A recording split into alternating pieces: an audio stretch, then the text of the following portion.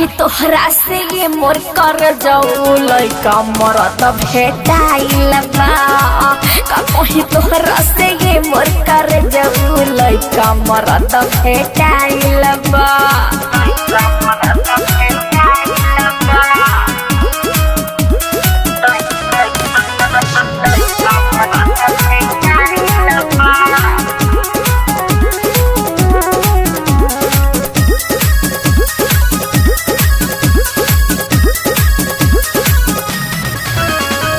हमरा के आजकल असरा दिखा के चल गइलू ससुराल में। तनिको न सोचलू हमरा बारे में होई है उ कवना हाल में, होई है उ कवना हाल में। का कहिया रहू बाबूजी ऐसन खोज देले बारे दमाद हो। सेज पर जाई तोहरा निया ना ओकरा में न मिले सवाद हो, ओकरा में न मिले सवाद हो। केहू से कहबू त पतिया न मानी कि से जिया पसंगवा तू कटलू न जानी है। सोची सोची माथा पगलाइल बा। का कहीं तोहरा से ये मोर कर जाऊ लइका मरद भेटाइल बा। का कहीं तोहरा से ये मोर कर जाऊ लइका मरद भेटाइल बा।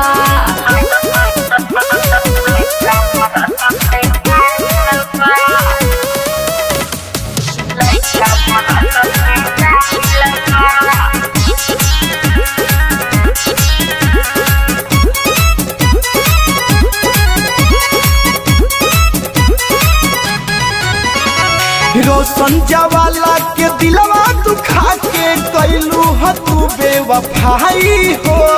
तोहरा बारे में सोचत सोचत आवेला हमारा रुआई हो, आवेला हमारा रुआई हो। सुनाए मोनू राजा हरेश बतिया कहिले विशेष हो।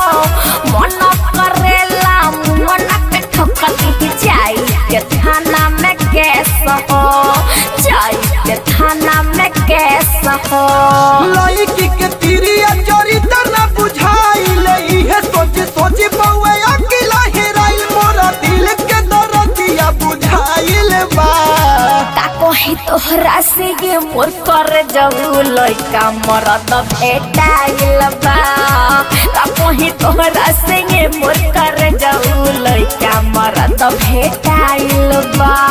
कोइलू बियाह हमारा से चुप चोरी मिलते मरद हमके भूल गइलू गोरी। तोरा मंगिया में से नूरा भराइल बा। का कहीं तोहरा से ये मोर कर जाऊ लइका मरद भेटाइल बा। का कहीं तोहरा से ये मोर कर जाऊ लइका मरद भेटाइल बा।